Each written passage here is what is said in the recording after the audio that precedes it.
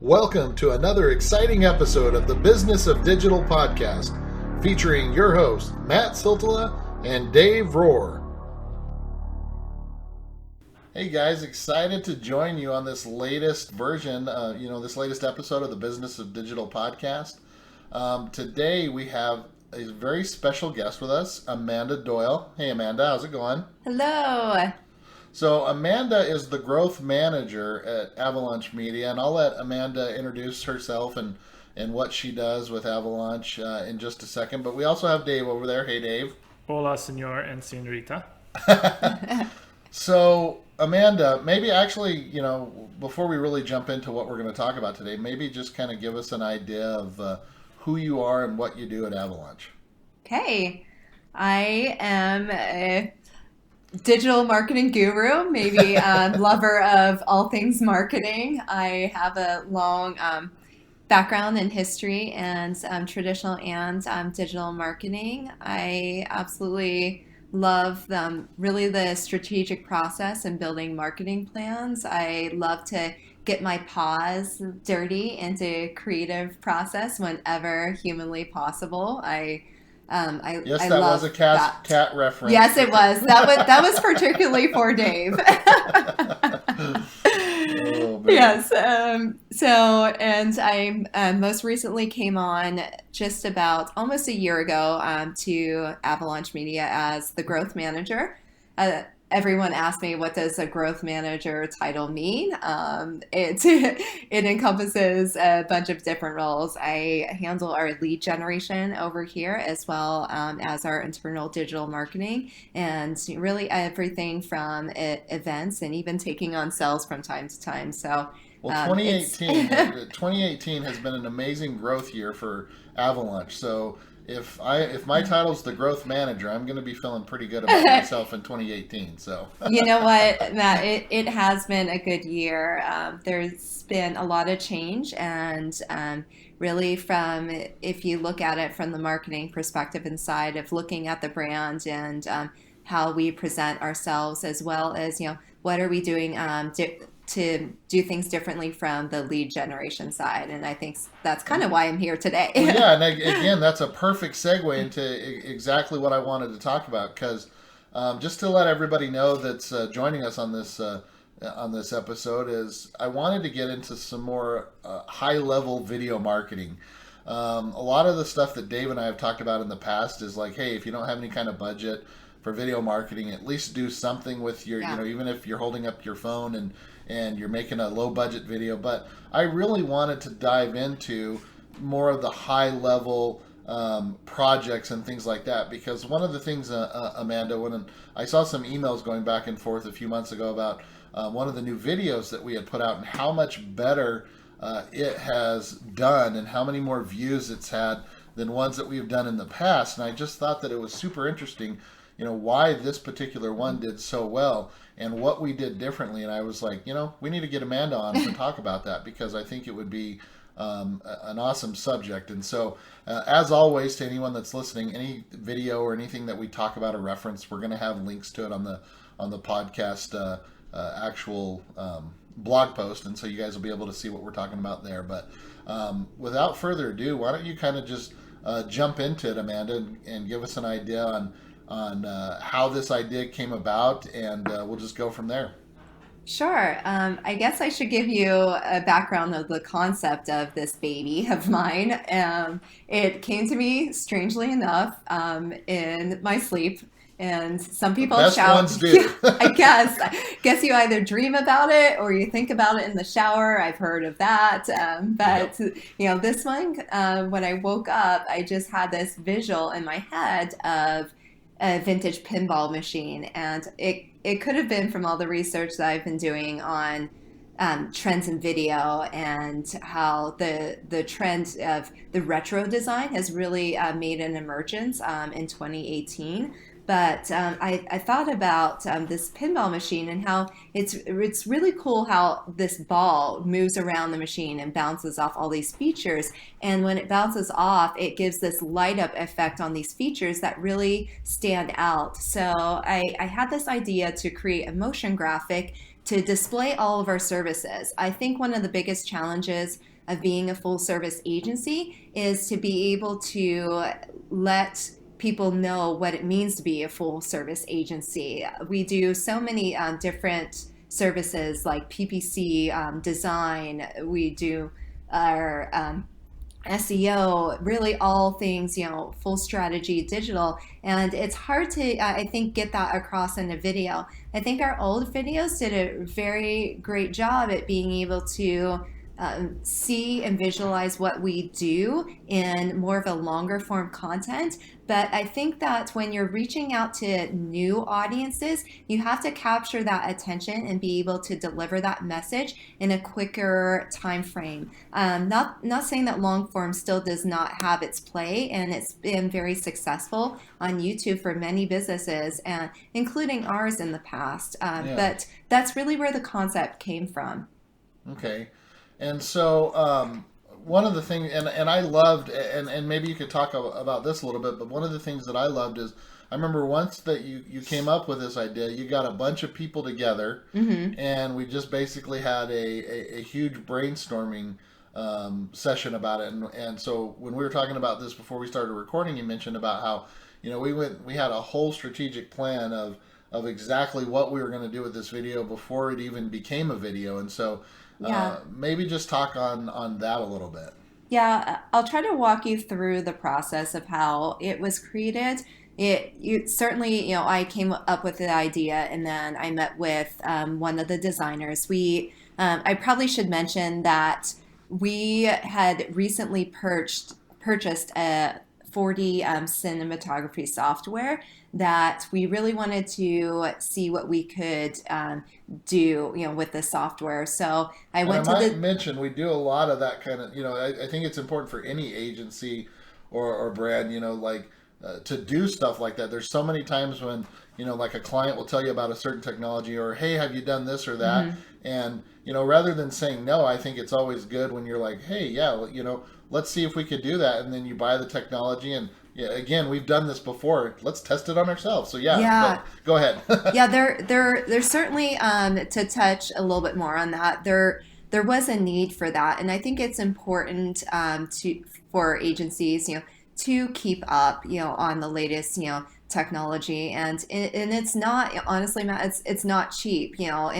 Investing in these tools, it is important, but as I said, it is an investment, but you have to look at it from the bigger picture of how is this going to take our videos from B+ to A+, and right. And not saying that I think any of our work is B. I don't want to label it that way. But we all get what you mean. Yeah, when it comes to software and technology, it really it can speed up the process, and I think that's important too, because in the long run it may be costing us money, but it's saving our clients time and money as well.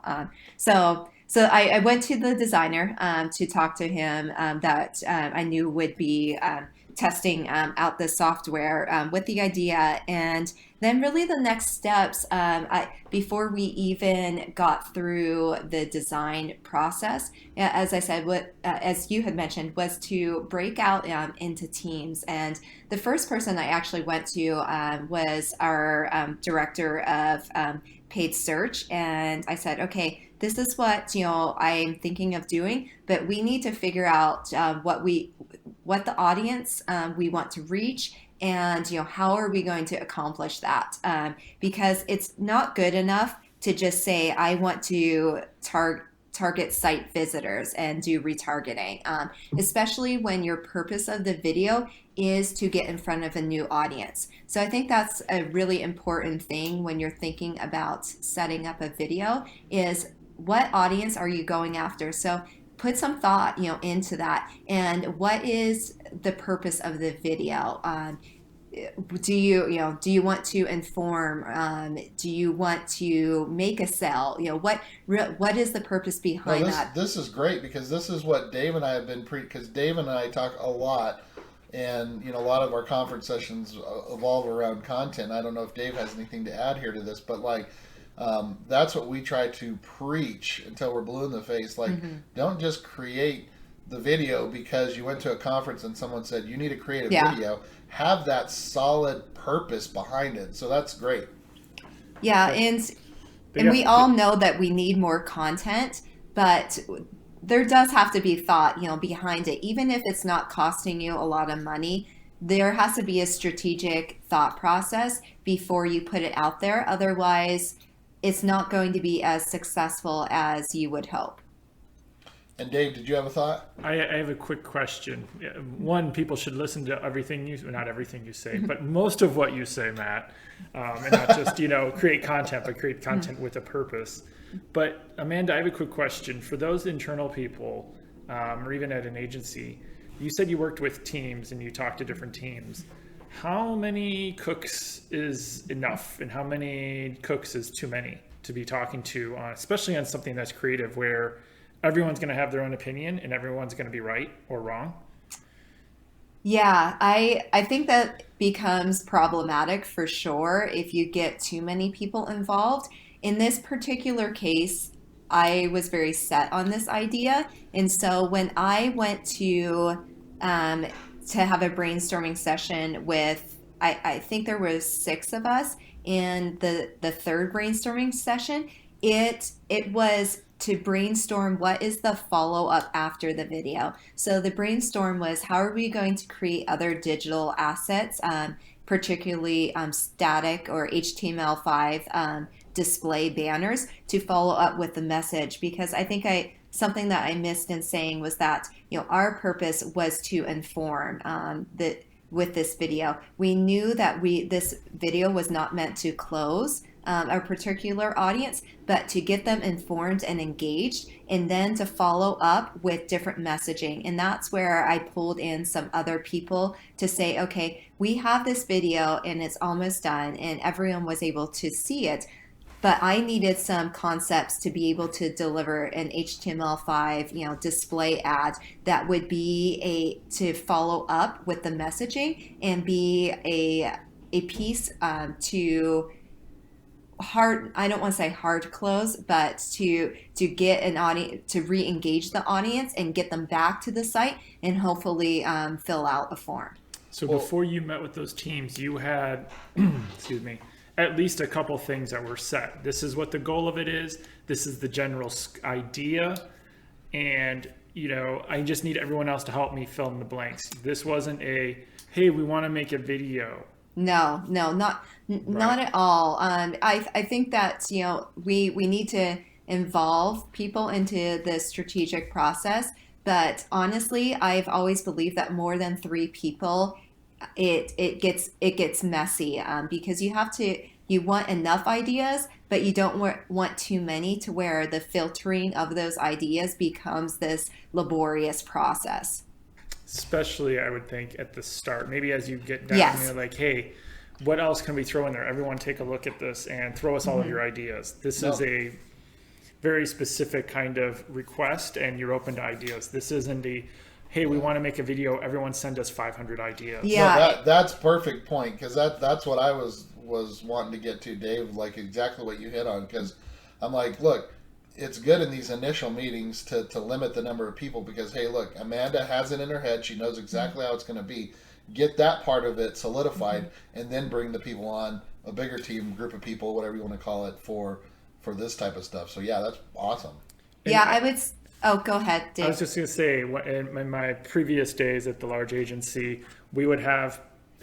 we had some growth content people that would actually do a really good job of this. They would already have like 1 or 2 ideas or very specific kind of, we're going to do this contest or we're going to do this. And they would really write out almost an RFP for the internal company and say, this is the brand, these are the goals, blah, blah, blah, blah, blah.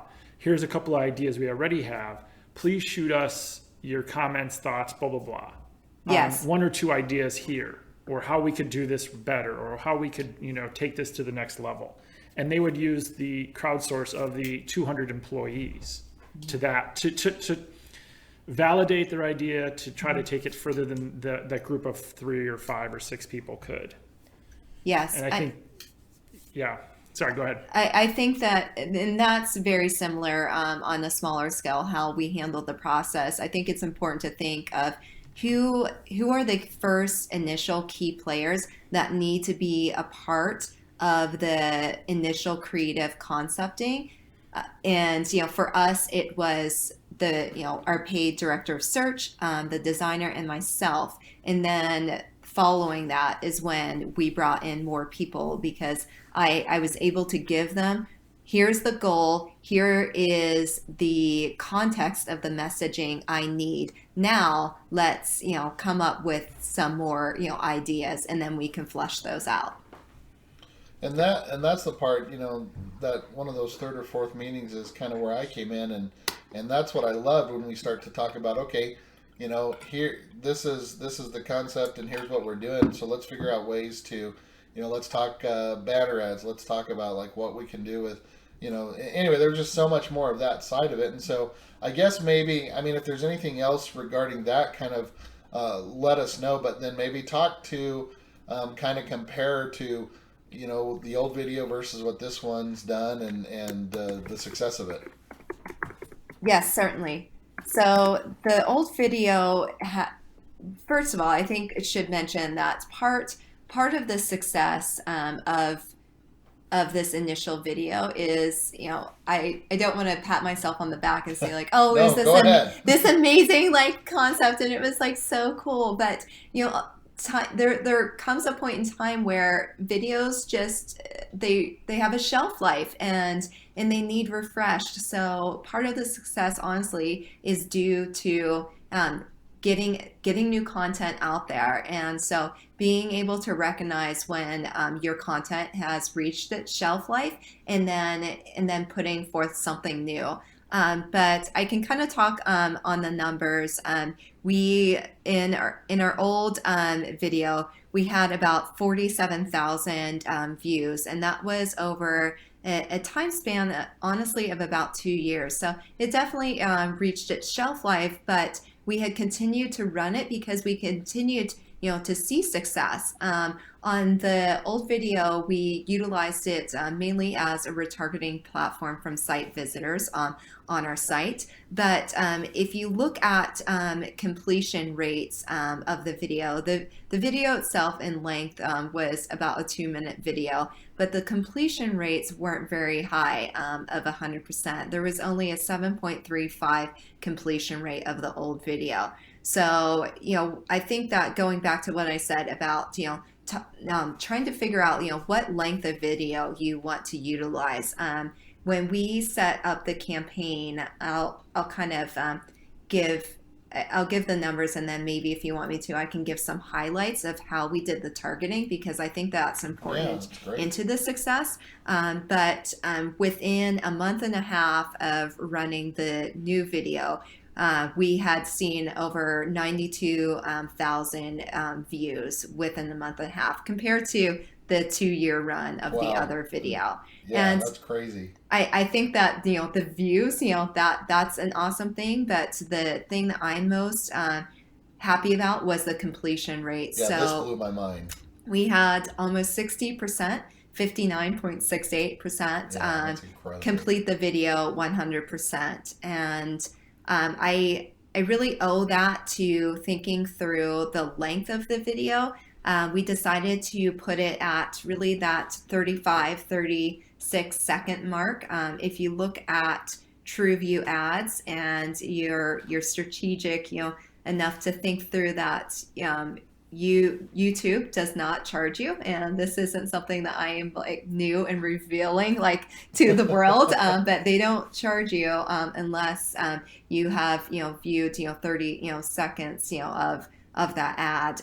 So you want to think about the length of the ads. It is important. You want to get past that first 15 seconds is very important. And so if you are going to run a longer form video, call it over a minute, you want to do a good job at front loading that content in that first 15 seconds in case you do have drop off. Right. Now, something we had talked about before we were recording that I think would be important to mention here was, and again, not trying to backtrack, but I just think it's important for people that are listening trying to figure this out to do it right. You had mentioned, as far as design trends and keeping up with design trends, and something I thought was interesting was that you went with the retro on this, and you mentioned, several other brands and how they've done that. Maybe just to talk on that for a minute or so. Yeah, certainly. This year has definitely been a big push and emergence in the digital world of content, and particularly video content. So when we were actually writing a blog post, we've actually I think done two video blog posts in the last really 8 months, devoted to video, because we get a lot of requests from our clients, and they want to know how to do it right, and they want to understand the trends there. And there's been a big emergence in 2018 of this retro look, and if you start looking around for it, I think it's very apparent. Some of the things I think in print that you can look for are the big bold colors, the juxtaposition between contrasting colors. Some of the retro feel with that includes the neon colors as well. And then you also have this emergence of bringing back within print as well as video, bringing back the old. One video or a series of videos that caught my mind were the Kit Kat commercials as of this year, and the one has the big kind of 80s 90s boom box, and that awesome. That hip hop feel, and those videos were very catchy to me this year. And a lot of other large companies have followed suit. If you look from a pop culture standpoint, I don't know if you've seen the Bruno Mars video with I'm drawing a blank on the big female rapper that is not Nicki Minaj, but Cardi B. Yeah, Oh, yeah, it's that's right. the Bruno Mars and Cardi B. If you look at one of their most recent videos, it's definitely a throwback, and all the clothes are early 90s, and have that almost that grainy feel to the video itself. And so it's really all over the place, and maybe I just pay attention to it more because I am in marketing. But we definitely wanted to bring back something that was a throwback. And I think that when you pay attention to what is happening around you and what the trends are, people pay attention to it more. And so I think that's one thing I didn't bring up in our process was you definitely know that you need the content, but think about what the look and feel of the video that you want to portray before you just start shooting video, because it will play into the overall success and I think engagement of that content. No, that is awesome. I think that as far as what I've been hearing, there's some pretty high level takeaways as far as just the having that purpose and knowing what the purpose is. We talked about with this one, our goal being informative. We talk about video length being crucial. I think we hit on like the 36-second mark versus like the minute or 2-minute longer form traditional ones.